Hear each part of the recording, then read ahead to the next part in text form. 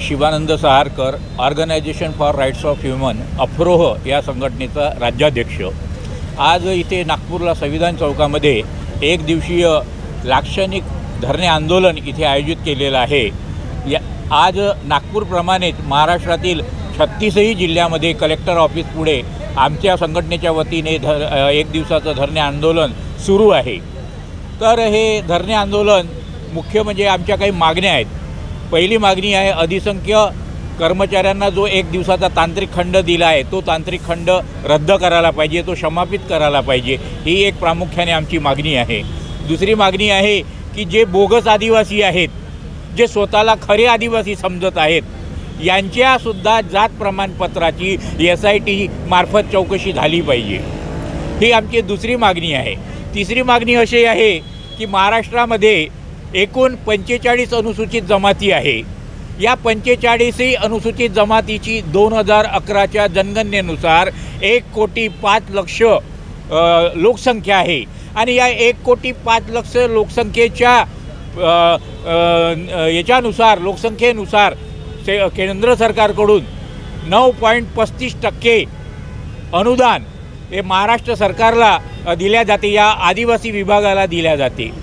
तर परंतु या 45 जातीपैकी 12-13 जाती अशा आहेत की स्वतःला खरे आदिवासी समजतात आणि 33 जमातीला खोट्या समजतात।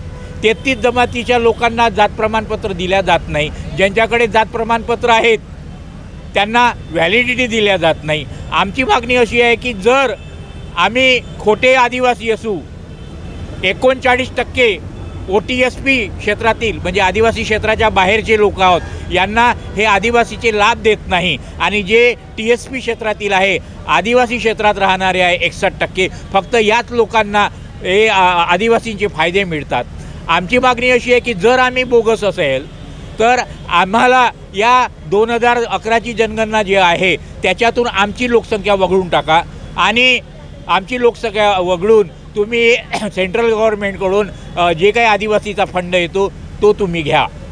त्यानंतर या 1,05,00,000 लोकांच्या लोकसंख्येनुसार महाराष्ट्रामध्ये 25 विधानसभा क्षेत्र अनुसूचित जमातीसाठी राखीव करण्यात आले आहेत आणि 4 लोकसभा क्षेत्र राखीव करण्यात आलेले आहेत।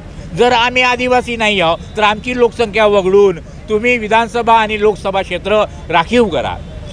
त्यामुळे काय होणार की 14 विधानसभा क्षेत्र कमी होतात आणि 2 लोकसभा क्षेत्र कमी होतात। मग आम्ही आदिवासी नाही आहोत, बोगस आहोत, तर मग सरकारने हे करायला पाहिजे, सरकारने आमची लोकसंख्या वगळून लोकसभा आणि विधानसभा क्षेत्र राखीव करायला पाहिजे। पण सरकार फायदे घेताना 12-13 जमातीसाठीच हे सगळं पैशाचं, त्यानंतर हे आदिवासी आमदार खासदार कसे जास्तीत जास्त निवडून येईल तेव्हा आमची लोकसंख्या ग्राह्य धरतात, पण आम्हाला फायदे देताना मात्र हे लोकसंख्या ग्राह्य धरत नाही। आणि म्हणून आमची मागणी आहे की आमची लोकसंख्या वगळा आणि हे सगळे फायदे तुम्ही घ्या, अन्यथा आम्हाला आदिवासी समजा, आहोत आम्ही आदिवासी, आमच्यावर कुठंतरी एक विभाग अन्याय करतो आहे आणि त्याला 25 आमदार आणि 2-4 खासदार हे दबाव तंत्र वापरून महाराष्ट्र शासनाला कुठेतरी ब्लॅकमेल करून राहिलेले आहेत। तर आम्हाला आमचे हक्क आम्हाला मिळू नये यासाठी सगळं काही कट कारस्थान तिथे सुरू आहे।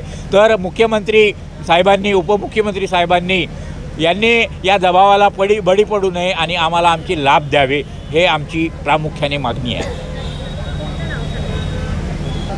माझं नाव शिवानंद सहारकर, अफ्रो संघटनेचा महाराष्ट्राचा अध्यक्ष।